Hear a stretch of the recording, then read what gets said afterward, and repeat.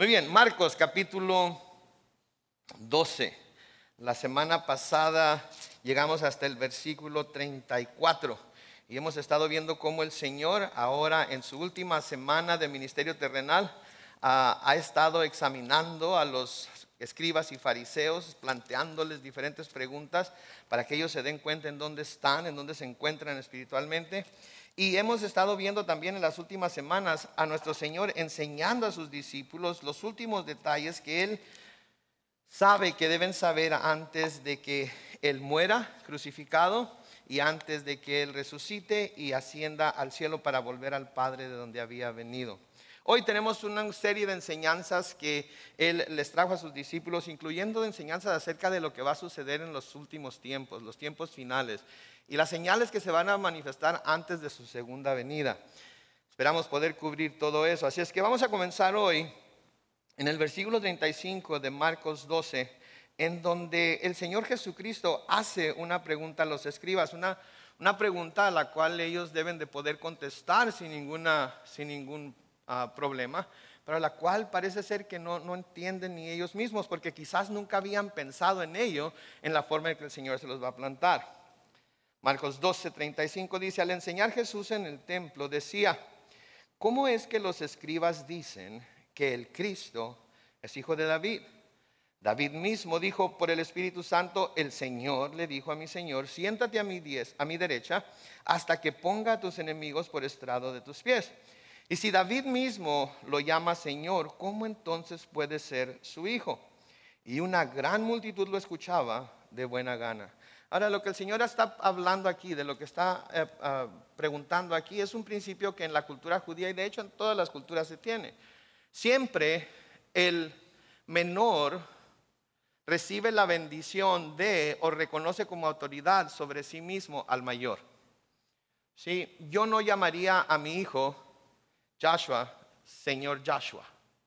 Al menos que un día llegara a ser presidente, que sé que tiene el talento para hacerlo, entonces me dirigiría a él en público como señor presidente, pero en privado le diría Josh. Y le hablaría como siempre le hablo. Pero la autoridad que él tendría sobre mí como presidente me obligaría a darle un lugar más alto que yo, un lugar de reconocimiento sobre mí, aun cuando yo soy primeramente su padre, y dos, cuando yo soy mayor que él. Ahora todos nosotros venimos de una cultura en la que se nos enseña a respetar a nuestros mayores, ¿verdad? Les hablamos de usted. ¿Cuántos le dicen a su mamá, oye tú, mamá? Yo sí. Yo le digo, oye tú, mamá, pero no son muchos, ¿sí? La mayoría se nos enseñó que a nuestra mamá, a nuestro papá, a nuestros abuelos, a nuestros tíos, les hablamos de usted. Mamá, usted siempre. Papá, usted nunca. Abuelita, usted. Tío, usted. ¿Sí? ¿Por qué? Porque son mayores que nosotros, porque vinieron antes que nosotros. Entonces, lo que el Señor Jesucristo aquí les está diciendo es que los escribas enseñan que el Cristo iba a ser hijo de David. Pero luego los confronta con una pregunta: si el Cristo es hijo de David, entonces ¿cómo es posible que David mismo lo llame Señor?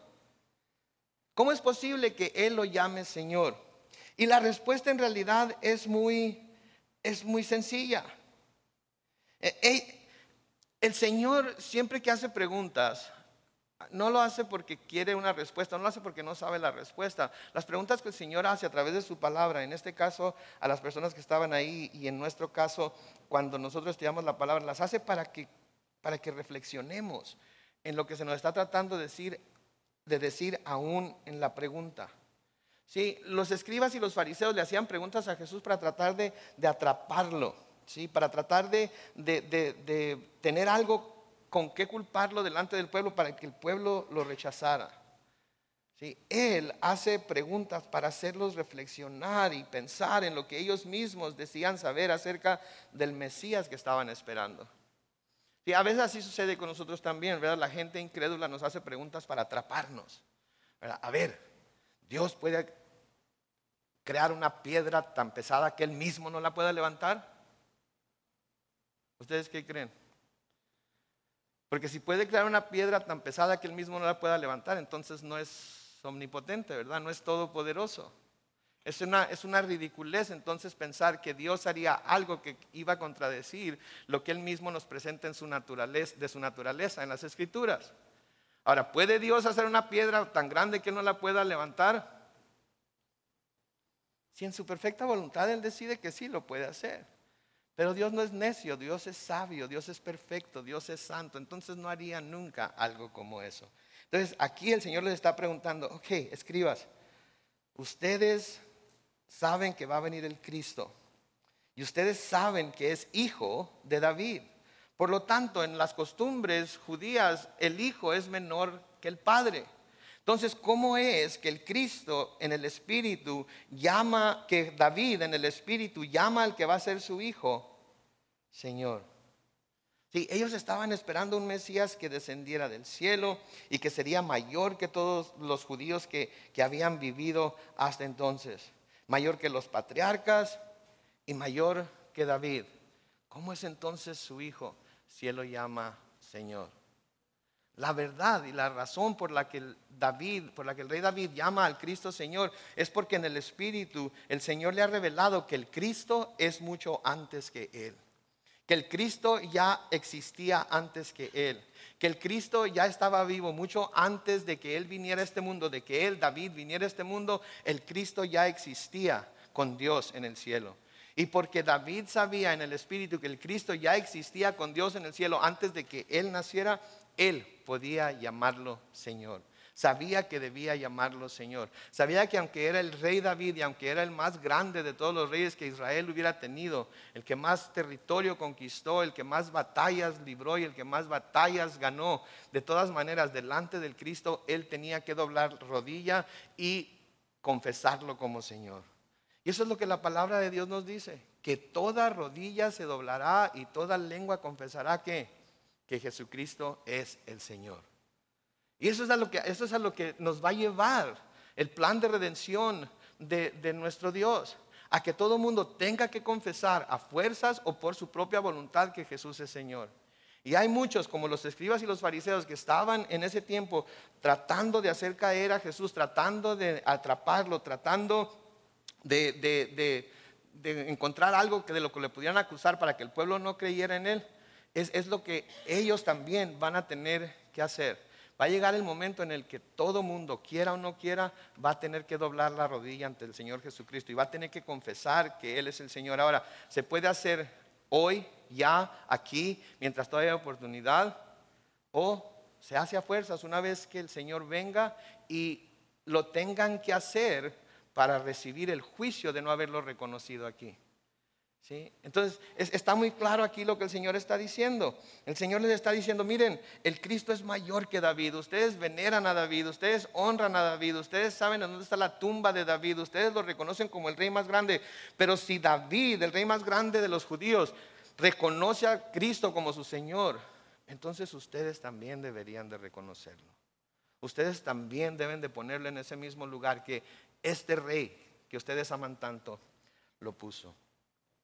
En los versículos 38 al 40, Jesús se vuelve contra los escribas y noten lo que les dice.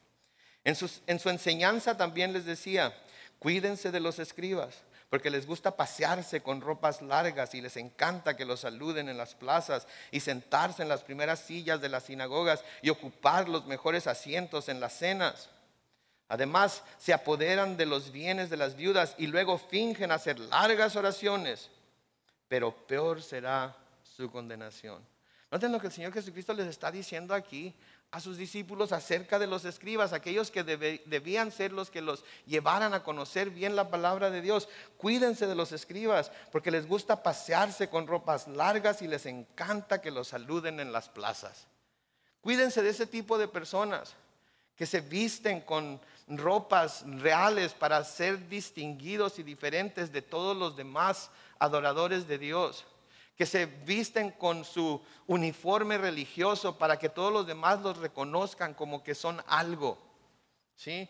que tienen sus sotanas y sus sombreros especiales dependiendo de qué tanta autoridad tengan en su organización, para que la gente los vea y al extender ellos la mano, tomen su mano y le besen la mano y le besen el anillo y los reconozcan como que son algo.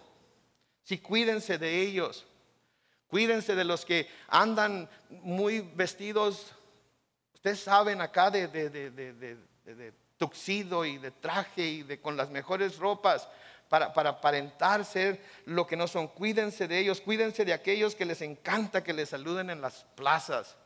Oh, reverendo fulano de tal, oh, apóstol fulano de Abraham, oh, anciano, oh, obispo, oh, padre. Sí, cuídense de ellos. Cuídense de aquellos que les gusta sentarse en las primeras sillas en la sinagoga. El sentarse en las primeras sillas en la sinagoga era decir, oh, esa persona es muy espiritual. Ahora en la iglesia obviamente no tenemos ese caso, ¿verdad? No es un problema en la iglesia en estos días, ¿verdad? Porque los primeros asientos son los que se evitan a toda costa, ¿verdad? Porque todos hemos aprendido, ¿verdad? Nos hemos cuidado de los escribas y los fariseos y no queremos que nadie vaya a pensar que nosotros somos como los escribas y los fariseos, así que nos sentamos hasta atrás para no llamar atención a nosotros mismos, ¿verdad? Así nosotros vemos a todo el que va entrando y ¿ahí te fijaste? ¿Cómo vino vestida? ¿Te fijaste ese chamaco que tiene? Se debería de pasar hasta atrás esa hermana con ese niño que tiene ahí tan gritón. ¿Te fijaste el hermano ni se peinó? Y todo el mundo que va entrando, vamos viendo, otro que llega tarde. Y no estamos hablando de ustedes, hermanos. Va con la predicación. Sí, porque cuando nos sentamos atrás, podemos ver todo lo que está sucediendo. Nadie me va a ver a mí, pero yo sí puedo ver a todo el mundo, puedo cuidar a todo el mundo. Bueno, en el tiempo de Jesucristo no era ese el caso. Los fariseos y los escribas se querían sentar enfrente, porque querían estar lo más cerca del rollo de la Biblia que se iba a leer, porque querían cuando se abriera el libro de Isaías quizás pasar al frente y tocarlo, porque querían que se supiera que ellos habían estado ahí antes que todo el mundo. ¿Por qué? Por su religiosidad, por las apariencias que querían presentar. Entonces se sientan en las primeras sillas en las sinagogas y ocupan los mejores asientos en las cenas. ¿Sí? Llegan a la cena y buscan el primer asiento porque por ahí es por donde va a pasar la comida primero. ¿Sí? Esto es lo que los líderes religiosos estaban haciendo. Además, dice en el versículo 40, se apoderan de los bienes de las viudas y luego fingen hacer largas oraciones. Se aprovechan, se apoderan de los bienes de las viudas. Las viudas vienen y dan sus ofrendas y se apoderan de ellas. Ahora mantengan ese pensamiento porque vamos a ver algo al final de este capítulo también. Y fingen haciendo largas oraciones. ¿Sí? Nunca han oído hermanos que oran pero con la oración predican. ¿Sí? Como aquel fariseo que estaba orando en el templo con el publicano a un lado que estaba orando. Gracias, Señor, que yo no soy como otros hombres.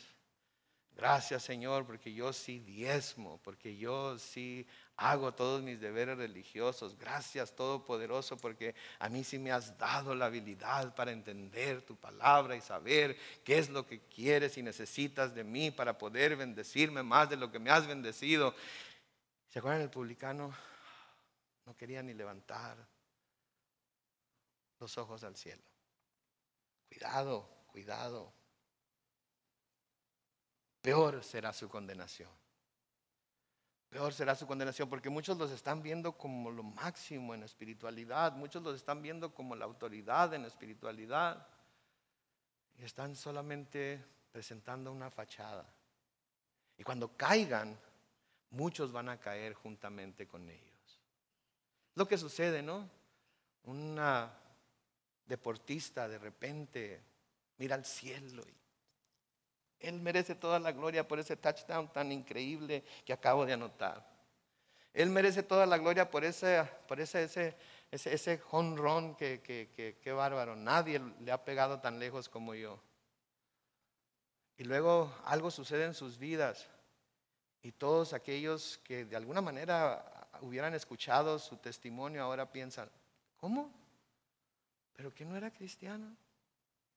¿Saben por qué? Porque nosotros podemos saber, sabemos en nuestro corazón que todo el mundo necesita la gracia de Dios, pero los incrédulos, los que están ahí entre azul y buenas noches, no lo ven así. Y empiezan a juzgar, y no solamente juzgan al pecador, sino que juzgan a Dios también de no poder hacer lo que decimos que puede hacer, cuando en realidad sí lo puede hacer. El versículo 41 de Marcos 12 sigue diciendo: Jesús estaba sentado frente al arca de las ofrendas y miraba cómo la gente echaba sus monedas en el arca, y muchos ricos echaban mucho. Pero una viuda pobre llegó y echó 2 moneditas de muy poco valor. En la Reina Valera 60 le llama 2 blancas. Se supone tienen el valor de un par de centavos, nada más.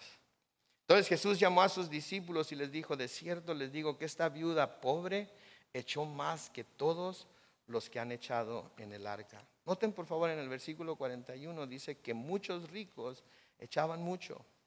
Esta viuda echó 2 moneditas de muy poco valor. Y Jesús dice: de cierto les digo que esta viuda pobre echó más que todos los que han echado en el arca, incluyendo los ricos. ¿Por qué? Si era tan poco. Versículo 44, porque todos han echado de lo que les sobra, pero esta de su pobreza echó todo lo que tenía, todo su sustento. Todo lo que tenía, todo su sustento. Es como si usted trae en su cartera sus últimos $5 y va a la iglesia y pasan la bolsa de la ofrenda. Y es un billete de 5, quisiera echar 3 y quedarse con 2, porque después de aquí va a ir a McDonald's y se va a comprar una double cheeseburger por 99 centavos y una soda de $1. Pero le da vergüenza sacar cambio. Más traigo este billete de $5. Señor, tú sabes que este es mi último billete, pero sabes que te lo quiero entregar a ti. Y lo pone en la ofrenda. No importa cuánto hayan dado todos los demás, no importa que haya alguien que haya dado miles de dólares. Saben que el Señor ve lo que usted dio como más que todo ello, porque dio todo lo que tenía y porque al darlo está confiando en que Él va a suplir para esa double cheeseburger y su soda de $1. ¿Y qué tal si al terminar el servicio alguien le dice: hermano, ¿dónde vas a ir a comer? No, pues no. Vente, vamos a ir al McDonald's, te disparo una Big Mac. Ande pues. Ahora, no estoy diciendo esto porque quiero que dé hasta su último centavo, ¿ok? No estoy diciendo esto. No estoy diciendo esto porque si se quedó con ese billete de $5, Dios le está diciendo a usted, Dios le está hablando a usted específicamente: es que saque ese billete de $5, arrepiéntase y échelo en la ofrenda. No, eso es lo que estoy diciendo. El Señor aquí nos está presentando un principio acerca de cómo debemos dar al Señor. ¿Sí? El principio que Jesús nos muestra aquí es el principio, nos muestra, es un principio de dar a Dios de acuerdo al espíritu de dar, no de acuerdo al valor de lo que podemos dar. El espíritu de dar determina el valor de la ofrenda que estamos dando, más no la cantidad. ¿Sí? Ok, ahí viene la bolsa de la ofrenda, tengo que hacer algo. Me senté aquí donde hay mucha gente alrededor de mí y si no me ven echar algo van a decir que soy codo. Es el espíritu. O yo ya traigo en mi bolsillo la cantidad que yo propuse en mi corazón que iba a dar hoy en la iglesia, ya preparado, ya listo. Y cuando pasa la ofrenda, eso es lo que pongo. No más, no menos, eso es lo que pongo. Dios no quiere que le demos nuestras ofrendas a regañadientes o que por sentirnos culpables le demos nuestro dinero. Dios quiere que demos nuestro dinero a su iglesia, a Él a través de su iglesia, porque estamos agradecidos por lo que Él ha hecho por nosotros y porque confiamos en que al dar nuestra ofrenda no nos va a faltar nada, Él va a suplir para todas nuestras necesidades. La ofrenda de la viuda y el comentario de Jesús también nos muestra que el valor de la ofrenda determina qué es lo que le cuesta al dador. Pero pongámonos a pensar en esta mañana, ¿cuánto nos ha costado lo que le dimos al Señor? Sí, porque la ofrenda en los tiempos bíblicos era un sacrificio. Era un sacrificio. La gente iba al templo y llevaba un cordero o una cabra o un becerro o algún animal para sacrificarlo. Ese animal pudiera ser lo que su familia iba a comer esa semana, lo que su familia iba a usar para vender y tener dinero para comprar comida para el resto del mes, qué sé yo. Pero porque sabían que tenían que llevar un sacrificio, llevaban ese sacrificio confiando en que si lo presentaban, Dios iba a suplir las necesidades que pudieran tener. Entonces, eso es lo que cuenta con la ofrenda. No damos la ofrenda porque, ay, la ofrenda. No damos el diezmo porque, ay, si no Dios me va a castigar. No, damos la ofrenda y damos el diezmo. ¿Por qué? Porque confiamos en que Dios va a suplir para nuestras necesidades y entonces podemos dar con sacrificio. Sí, esto fue lo que hizo que la ofrenda de la viuda fuera tan valioso. ¿Sí? No la cantidad de 2 blancas, de 2 monedas que dio. El hecho de que al darlas estaba poniendo toda su confianza en que Dios iba a suplir para ella. Y por eso el Señor la menciona. Y por eso ahora, 2000 años después, todavía estamos hablando de ella. Y por eso la tomamos como ejemplo de cómo nosotros también debemos dar a Dios. Sí, David, el rey David, ese rey David del cual estaba hablando ahorita, él también quería presentar sacrificios a Dios. Y para presentar sacrificios a Dios, él quiso dar un sacrificio que le costara, aun cuando era el rey. Tenemos una historia en 2 de Samuel, en el capítulo 24, los versículos 20 al 25. Vamos a comenzar en el versículo 20 y se las voy a leer, léanla conmigo. Dice: y cuando Arauna vio que el rey y sus servidores se acercaban a él, salió de su casa y se inclinó ante el rey hasta tocar el suelo. Y le preguntó: ¿a qué debe este siervo la visita de su majestad? Y David le dijo: quiero comprar tu era para edificar ahí un altar al Señor y se detenga la mortandad entre el pueblo. Arauna le respondió: tome su majestad lo que le parezca mejor. Yo le ofrezco los toros para el sacrificio y como leña puede usar los trillos y los yugos de las yuntas. Todo lo que su majestad necesite, yo se lo doy. Todavía añadió Arauna: que el Señor sea propicio a su majestad. Noten, David quería presentar un sacrificio porque estaba causando una mortandad en el pueblo y quería con ese sacrificio que Dios respondiera a sus oraciones y dejara de causar esa mortandad. Y al ir a querer presentar este sacrificio, llega a la casa de Arauna y le dice lo que quiere hacer, y Arauna le ofrece darle todo lo que pudiera el rey necesitar para dar ese sacrificio. En el versículo 24 dice: pero el rey le respondió: de ninguna manera, yo te pagaré el precio. Y luego noten las siguientes palabras: no voy a ofrecer al Señor mi Dios holocaustos que no me cuesten nada. No voy a ofrecer al Señor holocaustos que no me cuesten nada. No voy a ofrecer al Señor ofrendas que otros me den.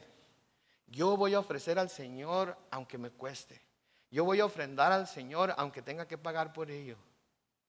Yo voy a ofrendar al Señor para que así yo tenga que confiar completamente en Él. Y David le compró la era y los toros por 50 monedas de plata. Y el versículo 25 dice: y construyó ahí un altar al Señor en el que ofreció holocaustos y ofrendas de paz. Y el Señor escuchó sus súplicas del país y detuvo la plaga en Israel. ¿Sabían ustedes? Le tuvo que costar a David. Él no quería nada más. Esta semana me sobraron estos $15. Lo voy a echar en la ofrenda. Se puede hacer. Dios no va a mandar un rayo para partirnos. De eso podemos estar seguros porque lo hemos hecho antes. Pero es así como queremos ofrendar a Dios.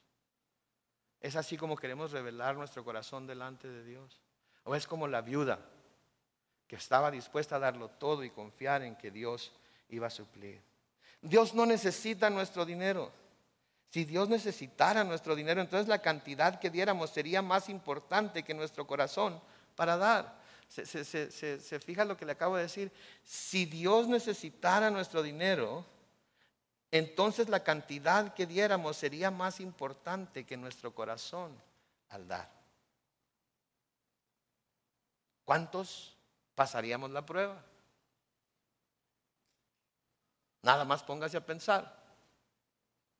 Hablando del diezmo, ¿cuántos pasamos la prueba? ¿Cuántos podemos abrir nuestra chequera al fin de año y ver nuestra contribución a la iglesia y decir, wow, es exactamente el 10% de lo que recibí de salario y no me faltó nada? Okay. Si no lo podemos hacer, no se preocupe. No se preocupe. Este año tiene otra oportunidad. Y a fin de año fíjese. A fin de año fíjese. Ahora, muchos dicen, bueno, pero que los diezmos no son parte del Antiguo Testamento, no son para el Nuevo Testamento. En ninguna parte dicen en el Nuevo Testamento que debemos diezmar, etcétera, etcétera. Habla de ofrendas, pero no habla de diezmos. Bueno, en Mateo capítulo 23 y el versículo 23 dice lo siguiente. Señor Jesucristo hablando aquí dice, y lo van a tener que buscar en su Biblia si lo quieren leer porque no va a estar en la pantalla. Dice, ay de ustedes escribas y fariseos hipócritas, porque pagan el diezmo de la menta, del eneldo, del comino, y soslayan lo más importante de la ley, que es la justicia, la misericordia y la fe. Noten lo que les está diciendo el Señor Jesucristo aquí. Ustedes, escribas y fariseos, son unos hipócritas, porque pagan su diezmo.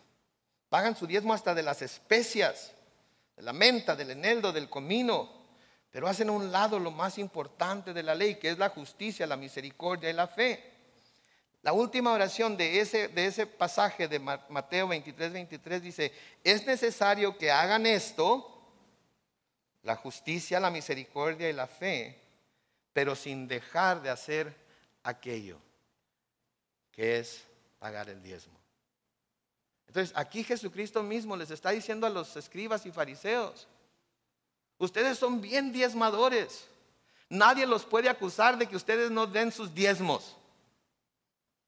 Se les puede acusar de muchas cosas, de hipócritas, de gente que no conoce las palabras. Se les puede acusar de muchas cosas, pero nadie los puede acusar de que no son diezmadores. Pero ¿saben cuál es el problema? Que ustedes quieren usar sus diezmos como excusa para no obedecer lo más importante de la ley, que es la justicia, la misericordia y la fe. Es necesario, les dice el Señor, que hagan esto, que cumplan con la justicia, la misericordia y la fe, pero sin dejar de hacer aquello que es el diezmo. Estas son palabras de Jesucristo, no son mis palabras.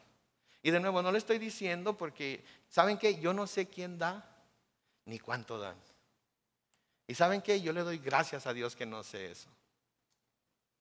Yo le doy gracias a Dios. Se los estoy diciendo porque es lo que la palabra de Dios dice. Yo sé que Dios va a suplir para mis necesidades. Yo sé que Dios va a suplir para las necesidades de la iglesia. Pero yo sé también, sí, que Dios quiere bendecirnos a todos por ser fieles con nuestras ofrendas y nuestros diezmos. Ahora, para los que dicen que hay muchas iglesias y pastores que solo quieren enriquecerse con el dinero de las congregaciones, piensen en esto.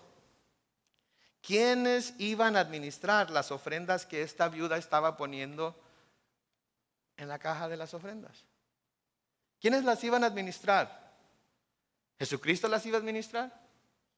¿Dios las iba a administrar? ¿Saben quiénes iban los que iban a ir a la caja, abrirla y sacar esas ofrendas?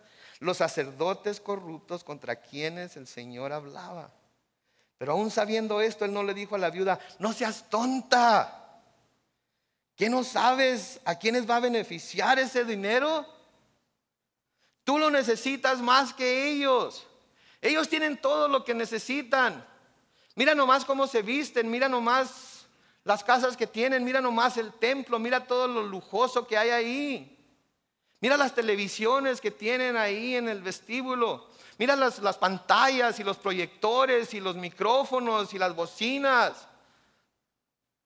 Mira todo, no seas tonta, a ti te hacen falta esas 2 monedas. No las pongas en la ofrenda. ¿Saben qué? El Señor estaba viendo el corazón de la viuda. Y de nuevo, su recompensa no iba a depender de lo que los sacerdotes hicieran con el dinero de ella. Su recompensa iba a depender de su disponibilidad para dar. Ahora, ¿quiere decir esto que no debemos cuidar a quién le damos nuestro dinero? No, claro que debemos de cuidar a quién le damos nuestro dinero. Debemos de ser buenos mayordomos. Pero si estamos asistiendo a una iglesia en donde estamos siendo alimentados espiritualmente por medio de la palabra, creciendo en nuestro conocimiento de Dios y de su palabra, no debemos tener miedo de ofrendar a Dios a través de esa iglesia. No debemos tener miedo. ¿Saben por qué? Porque es un privilegio el poder presentar esas ofrendas a Dios a través de esa iglesia. Y necesitamos dar porque es bueno para nosotros, no porque sea bueno para Dios. Porque revela nuestro corazón. Revela en realidad en dónde está nuestro tesoro, en dónde lo estamos poniendo. Porque déjeme decirle algo, si mi tesoro es lo que yo traigo en mi cartera ahorita, soy el hombre más pobre del mundo. Porque no traigo absolutamente nada. Pero si mi tesoro se lo estoy dando a Dios para que Él me lo cuide para cuando yo llegue al cielo, cuando llegue al cielo voy a ser un hombre muy rico. Porque estoy confiando en Él, en lo que Él puede hacer por mí. Malaquías 3, los versículos 10 al 12, profeta Malaquías, y los van a tener que buscar en su Biblia también por favor, si lo quieren leer conmigo. Malaquías 3, versículos 10 al 12 dice: entreguen completos los diezmos en mi tesorería, y habrá alimento en mi templo. Con esto pueden ponerme a prueba. Verán si no les abro las ventanas de los cielos y derramo sobre ustedes abundantes bendiciones. Lo digo yo, el Señor de los ejércitos. Además, reprenderé a esos insectos que todo lo devoran, para que no destruyan los productos de la tierra, ni dejen sin uvas sus viñedos. Lo digo yo, el Señor de los ejércitos. Todas las naciones dirán que ustedes son bienaventurados, porque serán una nación envidiable. Lo digo yo, el Señor de los ejércitos. ¿Notan lo que el Señor está diciendo aquí? Traigan sus diezmos, sean fieles con sus diezmos, y yo voy a derramar bendiciones sobre ustedes que no van a poder contener. Y no solamente eso, sino que yo estaré con ustedes y no voy a permitir que nada le haga daño a su economía. Todo lo que necesiten van a tener, y las naciones a su alrededor y los vecinos a su alrededor y todos los que los conozcan los van a llamar bendecidos, porque van a tener todo lo que necesiten. Ese es el corazón de Dios. De nuevo, Dios no necesita nuestro dinero. Es una manera, otra de las herramientas que Él usa para que nosotros mismos midamos nuestro corazón y sepamos en dónde está ese corazón. Como les dije, yo no sé quién da ni cuánto dan. Yo no sé si la iglesia tenga necesidad en este mismo momento para pagar deudas o para pagar ministerios o para... Yo no sé. Soy una persona muy privilegiada en ese sentido, porque yo puedo entonces predicarlo sin tener que pensar en que alguien está pensando: uy, lo está diciendo por mí, porque ha de mirarlo mi papel de cuánto doy cada año, y sin duda porque no, saben que no sé, no se preocupen. Ahí estamos en la palabra y por eso lo estamos estudiando, pero yo no sé. Cada uno dé conforme a su fe, cada uno dé conforme a como propuso en su corazón. Ustedes y Dios son los que se deben encargar de determinar eso. Amén.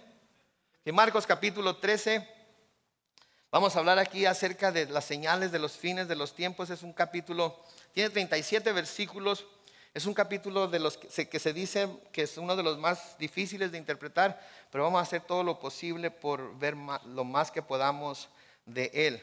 Si su Biblia es una Biblia de estudio y tiene encabezados, quizás al principio diga: Jesús predice la destrucción del templo. Vamos a ver por qué dice esto. Versículos 1 y 2, los vamos a leer. Dice: Jesús salía del templo cuando uno de sus discípulos le dijo: Maestro, mira qué piedras, qué edificios. Obviamente estaban asombrados por lo que estaban viendo. No que no lo hubieran visto ellos antes, sino que querían señalarle al Señor las piedras y los edificios tan hermosos que los estaban rodeando, principalmente hablando aquí del área del templo y donde se encontraban esas áreas en donde solamente judíos podían entrar, o prosélitos, cuando si se trataba del atrio de los gentiles.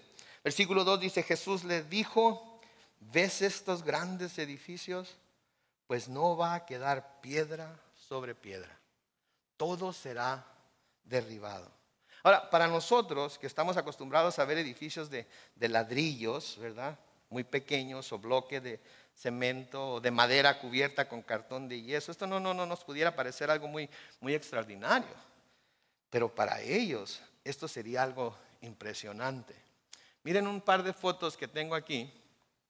Algunas ya las hemos visto antes.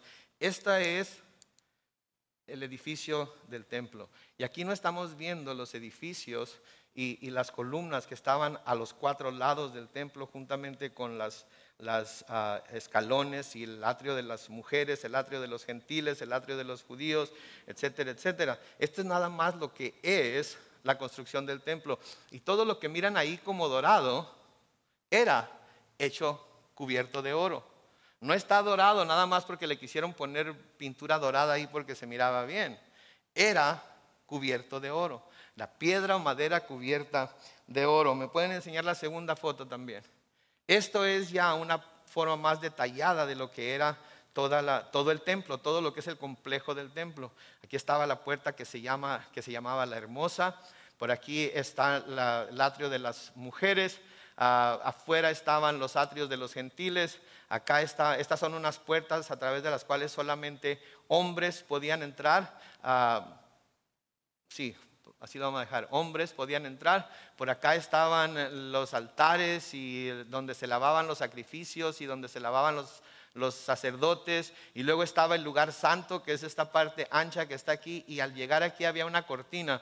Y hacia atrás estaba el lugar santísimo, en donde estaba el arca del pacto y donde nadie podía entrar excepto un sacerdote que era escogido por suertes y que entraba nada más una vez al año con la sangre de la preposición. Sí, ahora, este templo, les voy a dar algunos datos, dejen la foto ahí por favor. Este templo fue originalmente reconstruido, este es el segundo templo, fue reconstruido por Zorobabel, ¿sí? Y Esdras, y leemos acerca de ello en Esdras capítulo 6, comenzando con el versículo 15. Pero fue grandemente expandido y mejorado por el rey Herodes. Fue el centro de la vida judía por casi 1000 años. Todo daba vueltas alrededor del templo. La vida judía tenía que ver casi en el 100% de ella, excepto cuando se estaba trabajando en los campos, con el templo. Toda la gente quería siempre estar en el templo. Toda la gente quería participar de las cosas que se estaban llevando a cabo en el templo. Toda la gente quería ir y estar sentado dentro del templo y orar dentro del templo. Por 1000 años casi, el templo era la cosa central del pueblo judío. ¿Sí? ¿Saben qué? Yo creo que nuestro Señor desearía que la iglesia fuera también el centro de la vida del cristiano. La iglesia no como edificio, la iglesia como cuerpo de creyentes. ¿Sí? Y por eso nosotros luchamos tanto porque nos conectemos los unos con los otros, ya sea aquí en la iglesia, por medio de los grupos de conexión. Queremos que nos conectemos unos con los otros para que podamos nosotros también tener esa misma comunión, ese mismo compañerismo que toda la gente judía tenía cuando iba al templo. Ahora, después de la obra de Herodes, el templo era enorme, eran casi 457 metros de largo y 366 metros de ancho. Y al hablar del templo, estamos hablando de todo el complejo del templo, no nada más de lo que es el templo. Todo esto se reconocía como parte del templo. ¿Sí? La reconstrucción de Herodes comenzó en el año 19 antes de Cristo y no fue terminado sino hasta el año 63 después de Cristo. Quiere decir que cuando Jesucristo estuvo aquí en la tierra, este templo todavía no había sido terminado. Todavía se le estaban haciendo arreglos, todavía se le estaban haciendo expansiones. Entonces quiere decir que la construcción total del templo duró más de 80 años. El magnífico complejo del templo fue terminado solamente 7 años antes de que fuera destruido. ¿Se dan cuenta ustedes? 7 años antes de que fuera destruido. 80 años construyéndolo, 80 años mejorándolo. Y 7 años después de que el Señor dijo esto, fue destruido. Muéstrame la siguiente foto, por favor. Esto es lo que se llama el muro occidental o el muro de los lamentos. ¿Sí? Se supone, los judíos creen que esta es la parte occidental del edificio del templo. ¿Sí? Y lo que hacen es que vienen aquí diariamente cientos y miles de judíos que vienen a orar y tocar ese muro, porque creen que ahí es parte de lo que era el templo en el cual se adoraba al Señor. Está lleno de papelitos entre las rendijas, entre las piedras, está lleno de papelitos que son oraciones que la gente hace y pone ahí en la rendija de entre las piedras, porque creen que el Señor, si las escriben y las ponen en las rendijas, va a escuchar esas oraciones. ¿Sí? No sé qué sea. Yo he estado ahí y no sé qué sea. ¿Será el pensar que es Jerusalén, la ciudad que Dios escogió y sobre la cual decidió poner su nombre? ¿Será que es la creencia de que esto es parte del templo? Pero hay algo que se siente cuando se está en ese lugar. Hay algo que se siente cuando se está en ese lugar. Ahora, muéstrame la siguiente foto. Estas son piedras que actualmente existen una sobre otra. Son piedras que actualmente existen una sobre otra. Noten lo perfecto que fueron cortadas. Noten lo grande que son. Noten que no hay mucho lugar como para meter una herramienta ahí y el peso no permitiría levantarlo. Pero noten la perfección de los ángulos. La siguiente, por favor. Estas más de cerca las piedras. Miren nomás. Ni una hoja de papel cabría entre una piedra y otra. Ni una hoja de papel cabría entre una piedra y otra. Para que se den una idea de lo grande que son las piedras. Vean, y como si esto no fuera suficiente, miren las piedras que están en un túnel subterráneo de la ciudad de Jerusalén. Miden 13,5 metros de largo, 2 metros de ancho y 12,5 metros 12.10 metros de alto. Muéstrenme la que sigue, por favor. Noten la piedra que está ahí. Y luego la que sigue. No, váyanse a la anterior. A la anterior. La foto anterior, esa. ¿Ok? Noten lo grande de la piedra. ¿Ok? Hoy en día los turistas que van a Jerusalén pueden ver algunas de estas grandes piedras. Al menos aquellas utilizadas para construir el muro de contención del complejo del templo.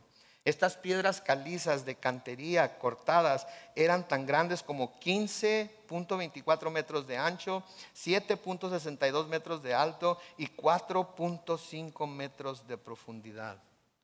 Que es como un camión escolar más o menos, un autobús escolar más o menos. Y se piensa que casi ninguna de las grúas de construcción modernas la podrían levantar. Imagínense ustedes el trabajo que se llevó construir esta ciudad y construir este templo. Ahora, por casi 2000 años, cuando menos, nadie ha visto lo que los discípulos le estaban describiendo a Cristo.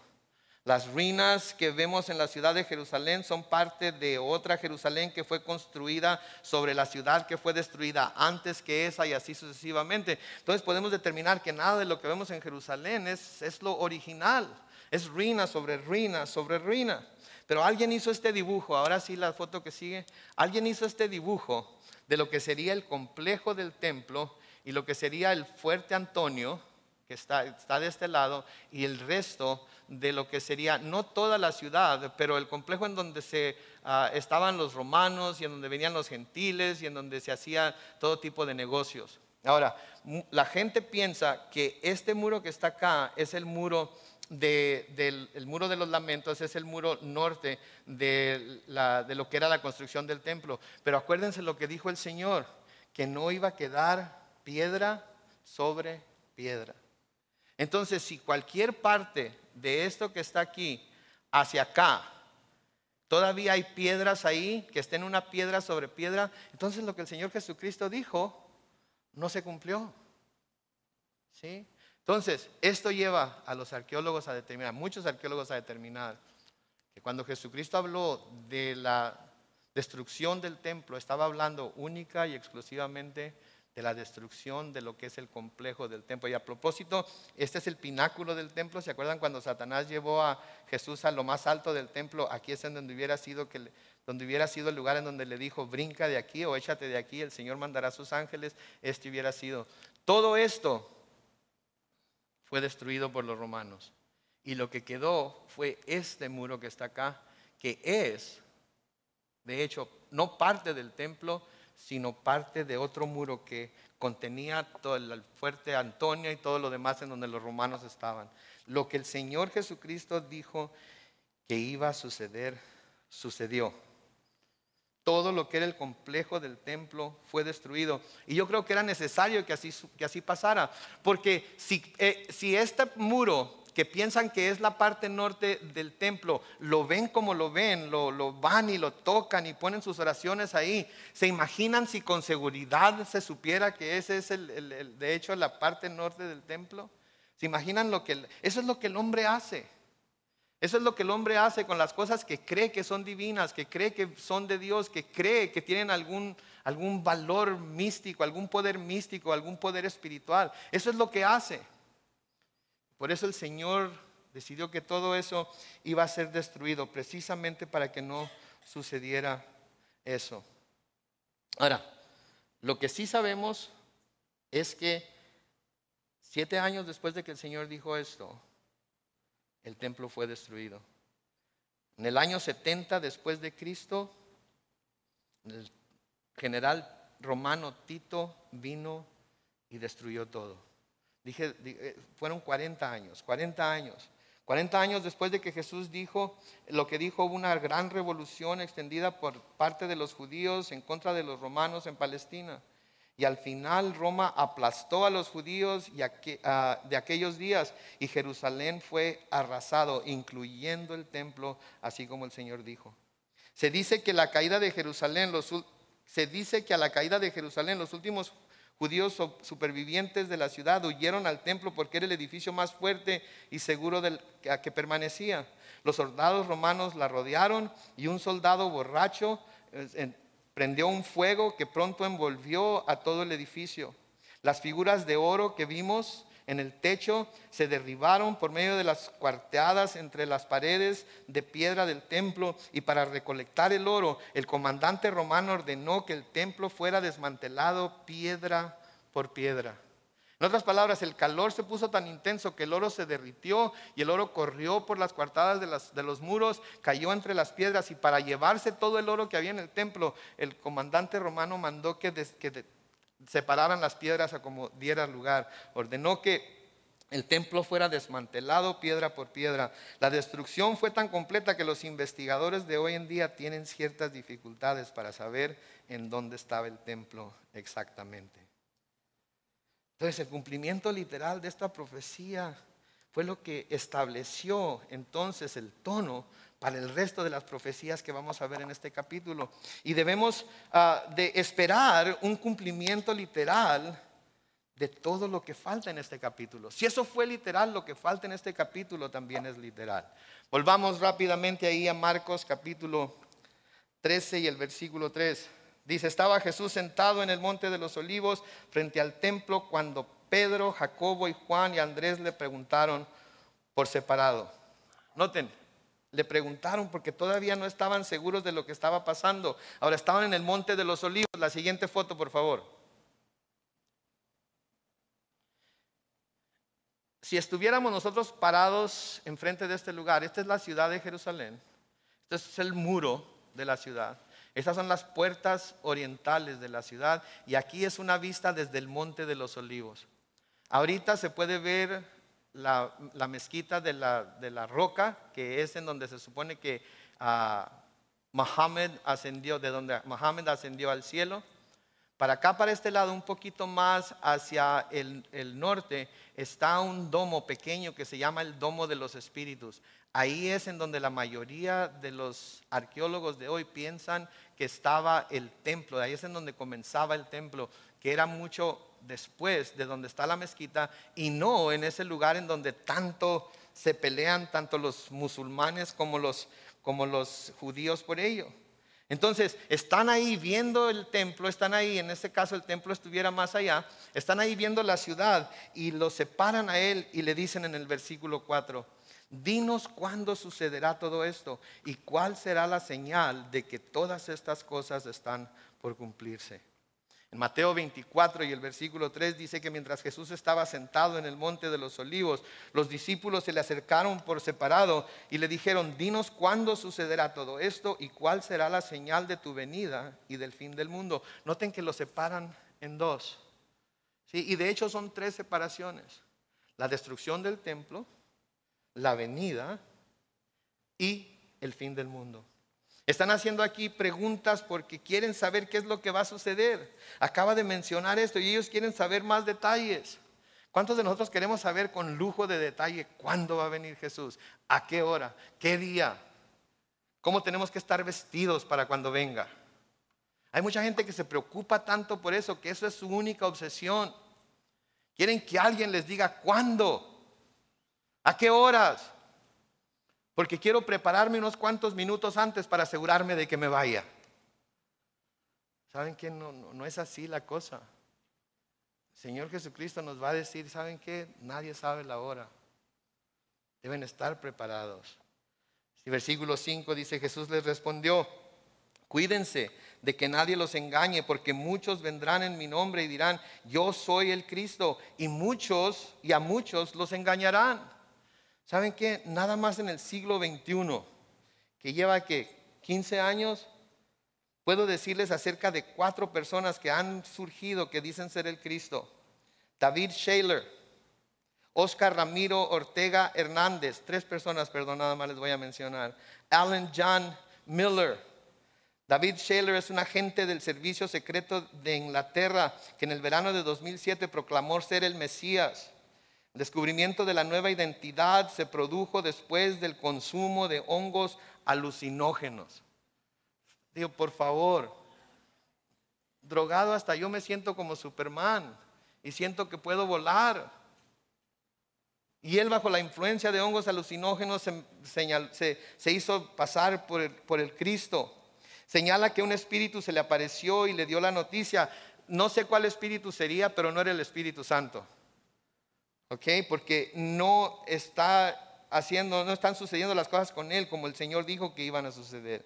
Entonces solo camina descalzo y con ropa blanca. Aboga por el uso de las drogas como algo espiritual. Lanzó una serie de videos en YouTube donde pretende ser Jesús. Vive en una comunidad con pocos seguidores seminómadas, casas vacías que ocupan en el interior de Inglaterra. Él dice que tiene un lado femenino. Y a veces asume la personalidad de Dolores Kane. Explica que no es homosexualidad, es como el equilibrio de las dos cosas, los lados masculinos y femeninos, como si pudiera olvidar lo que soy. ¿Se fijan ustedes? Oscar Ramiro Ortega Hernández, en noviembre del 2011, disparó 9 tiros con un AK-47. ¿Se oyeron la fecha? 2011, con un AK-47 en contra de la Casa Blanca en Washington, pretendiendo ser Jesucristo. Dijo que fue enviado a matar al presidente Barack Obama, quien sería el anticristo. Ahora, una cosa estoy seguro acerca de este reportaje: este hombre está loco. No puedo decirles que Obama no sea el anticristo, porque no le he visto la cabeza. A lo mejor ahí trae escondido el 666, hasta no verle la cabeza yo no puedo decirles que no es. Pero de lo que sí estoy seguro es que este hombre está loco.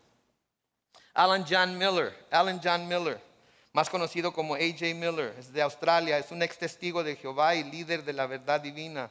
Miller afirma ser Jesucristo reencarnado y quiere difundir mensajes que él llama la verdad divina. Él hace una serie de seminarios sobre el tema y utiliza diversos medios de comunicación, especialmente internet. No crean todo lo que lean en el internet, ¿ok? No lo crean, por favor. Vive con María Suzanne Luck, quien es, según él, el regreso de María Magdalena a la tierra. Exactamente como dice la Biblia, ¿verdad? Muchos han venido desde que el Señor Jesucristo ascendió al cielo y muchos seguirán viniendo y diciendo que son el Cristo. El Señor Jesucristo nos advierte: no les crean, no sean engañados. Versículo 7 dice: cuando oigan hablar de guerras y de rumores de guerras, no se angustien, porque así es necesario que suceda, pero aún no será el fin. Se levantará nación contra nación y reino contra reino, y habrá terremotos en muchos lugares y habrá también hambre. Esto será el principio de dolores. Jesús nos recuerda aquí que antes de que Él regrese habrá muchas guerras y peligros de guerra. ¿Cuántas guerras ha habido en el mundo desde que Jesucristo ascendió al cielo? No ha habido un solo año en el que no haya una guerra. No ha habido un solo año en el que no haya una guerra. Busqué en el internet una lista de guerras desde 1905 hasta la fecha. No ha habido un solo año en el siglo XX y en el siglo XXI en donde no haya una guerra en alguna parte del mundo. Terremotos. ¿Cuándo habíamos oído de tantos terremotos? Hoy es 15 de febrero. Desde el 8 de febrero y hasta las 12 de la noche de hoy, 15 de febrero, ¿saben cuántos terremotos se han detectado? 100. Entre 4.0 y 7.0 en la escala de Richter. 100. Del 8 de febrero hasta hoy, 15 de febrero, 100 terremotos. ¿Ok? Hambres. Tenemos 20 naciones en la lista de países en donde el hambre es un problema serio. Tenemos a Burundi, Eritrea, Haití, Etiopía, Chad, Timor Oriental, República Centroafricana, Comores, Sierra Leona, República de Yemen, Angola, Bangladesh, Zambia, Mozambique, India, Madagascar, Níger, Djibouti, Sudán y Nepal. 20 en donde el hambre es algo serio, en donde el hambre es algo que está matando miles de personas. Jesús describe lo que sus discípulos deben de esperar durante el tiempo entre su ascensión y su segunda venida. Y todo eso comenzó desde ese momento en el que Él les dijo acerca de ello, y se empezó a desenvolver desde que el templo fue destruido y no quedó piedra sobre piedra. Sí. Versículo 9 dice: pero ustedes tengan cuidado, porque los entregarán a los tribunales y los azotarán en las sinagogas por causa de mí. Los harán comparecer ante gobernadores y reyes para dar testimonio ante ellos. Esto fue lo que sucedió y vamos a ver cuando estudiemos el libro de Hechos. Juan, Pedro, Pablo, todos ellos tuvieron que comparecer ante los sacerdotes, ante reyes, para hablar de su fe. Versículo 10: pero antes tendrá que proclamarse el evangelio a todas las naciones. Cuando los arresten y los hagan comparecer, no se preocupen por lo que deben decir, sino solo digan lo que en ese momento les sea dado a decir, porque no serán ustedes los que hablen, sino el Espíritu Santo. Y aquí algo muy importante: aquí Jesús está hablando acerca de la inspiración que sale en el momento de la persecución, no de la enseñanza bíblica a la iglesia. ¿Ok? Porque hay muchos que quieren salir y decir: ok, no tengo que prepararme, no tenemos que estudiar, no tenemos que abrir las escrituras, no tenemos que estar en oración, el Señor me va a dar lo que tenga que decir. No, está hablando acerca de cuando estamos testificando. Y los que en algún momento dado hemos ido a testificar, los que en algún momento dado hemos estado predicando el evangelio a otras personas, sabemos que a veces el Señor nos ilumina y nos da las palabras a decir que nosotros no teníamos preparadas. Versículo 12: el hermano entregará a la muerte al hermano y el padre al hijo, y los hijos se rebelarán contra los padres y los matarán. ¿Sí? Eso es lo que vemos en nuestro mundo hoy. El Señor les dijo a sus discípulos en Mateo 10, comenzando con el versículo 34, no piensen que he venido para traer paz a la tierra, no he venido para traer paz sino espada. He venido para poner el hijo contra su padre, a la hija contra su madre, a la nuera contra su suegra. Los enemigos del hombre serán los de su casa. El que ama a su padre o a su madre más que a mí no es digno de mí. El que ama a su hijo o hija más que a mí no es digno de mí. El que no toma su cruz y me sigue no es digno de mí. El que haya su vida la perderá, y el que pierda su vida, noten lo que dice ahí, por causa de mí la hallará. Por causa de mi nombre, todo el mundo los odiará, dice el versículo 13, a ustedes. Pero el que se resista hasta el fin, se salvará. El que resista hasta el fin, salvará. David Barrett, en su libro Los Mártires de Hoy, nos dice que unos 165,000 cristianos murieron por su fe en el año 2000. Investigadores estiman que desde el día de Pentecostés más de 43 millones de cristianos han sido asesinados por su fe. ¿Se da cuenta usted? Más de 43 millones de cristianos han sido asesinados por su fe. Y aquí el Señor dice, al que resista hasta el fin, se salvará. El que persevere, dicen algunas de las versiones. Esta palabra persevere es traducida del griego. La palabra griega es hupomeno, que significa literalmente permanecer debajo de algo o soportar algo sobre uno. Cuando las pruebas y persecuciones nos rodean, no podemos desesperarnos para tener una salida que no nos comprometerá.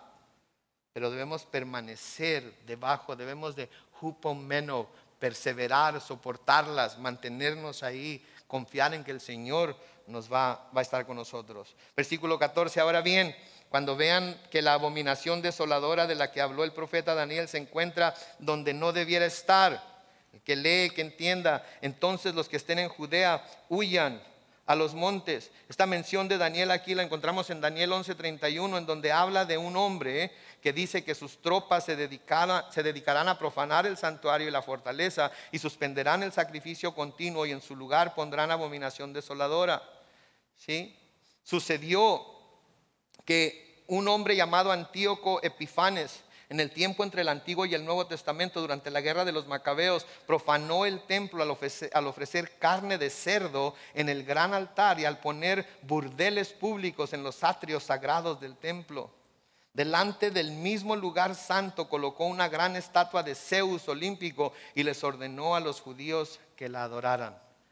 Esa es la abominación de desolación de la que está hablando Daniel. Y tan malo como todo esto fue, no cumplió con la abominación desoladora de la que está hablando Jesús aquí, porque eso todavía no se ha llevado a cabo.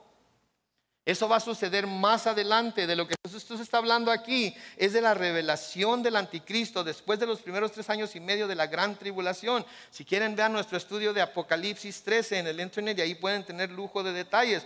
Pero les digo aquí que Pablo escribe en 2 de Tesalonicenses 2, los versículos 1 al 12, lo siguiente: hermanos, con respecto a la venida de nuestro Señor Jesucristo y nuestra reunión con Él, les rogamos que no cambien fácilmente de manera de pensar. No se dejen asustar por nadie, ni siquiera por un espíritu, una palabra, una carta que pretenda aparecer como nuestra, en el sentido de que el día del Señor está cerca. De ninguna manera se dejen engañar, porque ese día no vendrá sin que antes venga la apostasía y se manifieste el hombre de pecado, es decir, el hijo de perdición, el cual se opone y se enfrenta a todo lo que se llama Dios o es objeto de culto. Llega al grado, noten, de sentarse en el templo de Dios y de ocupar su lugar haciéndose pasar por Dios. ¿No se acuerdan que cuando yo estaba todavía con ustedes les advertía esto? Y ahora ustedes saben bien que es lo que lo detiene, a fin de que a su debido tiempo se manifieste. Porque el misterio de la iniquidad ya está en acción, solo que en este momento hay quien lo detiene hasta que él a su vez se ha quitado del mundo. Entonces se manifestará el malvado, a quien el Señor matará con el espíritu de su boca y destruirá con el resplandor de su venida. La llegada de este malvado, que es obra de Satanás, vendrá acompañada de gran poder y de señales y prodigios engañosos y con toda falsedad e iniquidad para los que se pierden por no haber querido recibir el amor de la verdad para ser salvados. Por eso Dios les envía un poder engañoso para que crean la mentira, a fin de que sean condenados todos los que, lejos de creer a la verdad, se deleitaron en la injusticia. ¿Sí? Va a venir alguien, ese anticristo del que estábamos hablando. Va a hacer un pacto con los judíos. Él va a edificar un tercer templo. Y cuando edifique ese tercer templo, Él va a entrar en ese templo y va a sentarse en el templo de Dios y va a ocupar el lugar de Dios y va a hacerse pasar por Dios y va a pedir que todos le adoren. Cuando esto suceda, dice el versículo 15, el que esté en la azotea no baje a su casa ni entre en ella para tomar algo, y el que esté en el campo no vuelva atrás para tomar su capa. Hay de las que en esos días estén embarazadas o amamantando. Pídanle a Dios que esto no suceda en el invierno, porque esos días serán de gran aflicción, como no la hubo desde el principio de la creación que Dios hizo, ni la habrá jamás. Si el Señor no hubiera cortado esos días, no habría quien se salvara, pero los ha cortado por causa de sus elegidos. Así que si alguien les dice, miren, aquí está el Cristo, o miren, ahí está, no le crean, porque surgirán falsos profetas y falsos cristos y harán señales y prodigios para engañar, de ser posible, incluso a los elegidos. Pero ustedes tengan cuidado, ya yo les he prevenido antes. Sigue diciendo ahí en el versículo 24, en aquellos días, después de esa gran aflicción, sucederá que el sol se oscurecerá y la luna dejará de brillar, las estrellas caerán del cielo y los poderes celestiales se estremecerán. Entonces verán al Hijo del Hombre venir en las nubes con gran poder y gloria, y Él enviará a sus ángeles para reunir a sus elegidos de los cuatro vientos, desde los extremos de la tierra hasta los extremos del cielo. De la higuera deben aprender esta parábola. Cuando sus ramas se ponen tiernas y se brotan las hojas, le brotan las hojas, ustedes saben que el verano ya está cerca. De la misma manera, cuando ustedes vean que todo esto sucede, sepan que la hora ya está cerca y que está a la puerta. De cierto les digo que todo esto sucederá antes de que pase esta generación, la generación que está viendo esas señales, y nosotros estamos viendo muchos de esas señales. Versículo 31, el cielo y la tierra pasarán, pero mis palabras no pasarán. En cuanto al día y la hora, nadie lo sabe, ni siquiera los ángeles en el cielo, ni el Hijo, solo el Padre lo sabe. Pero ustedes presten atención y manténganse atentos, porque no saben cuándo llegará el momento. Es como cuando alguien deja su casa y se va lejos y delega autoridad en sus siervos y deja a cada uno una tarea y ordena al portero mantenerse despierto. Así que ustedes deben mantenerse despiertos, porque no saben cuándo vendrá el Señor de la casa, si al caer la tarde o a la medianoche o cuando cante el gallo o al amanecer. No sea que venga cuando menos lo esperen y los encuentre dormidos. Esto que les digo a ustedes, noten lo que dice, se los digo a todos, manténganse despiertos. ¿Saben que estamos en los últimos tiempos? Es tiempo de despertar. Hay que levantarnos ya de nuestro sueño. No sabemos cuándo va a suceder esto. Puede ser hoy mismo, puede ser mañana, puede ser dentro de una hora. Ninguno de nosotros sabemos. Lo que sí sabemos es que el Señor nos ha dicho que nos mantengamos despiertos y que estemos preparados. Y mi pregunta para todos nosotros es, ¿estamos preparados? Porque si no estamos preparados, el Señor puede venir en un abrir y cerrar de ojos. Y va a haber muchos que creían que estaban listos, que se van a quedar atrás. ¿Saben qué? Si no sienten que están preparados, prepárense hoy. Lo único que tienen que hacer es ir al Señor, arrepentirse de sus pecados, pedirle perdón, y Él los va a recibir. Él los va a recibir, pero lo tienen que hacer de todo su corazón. Amén.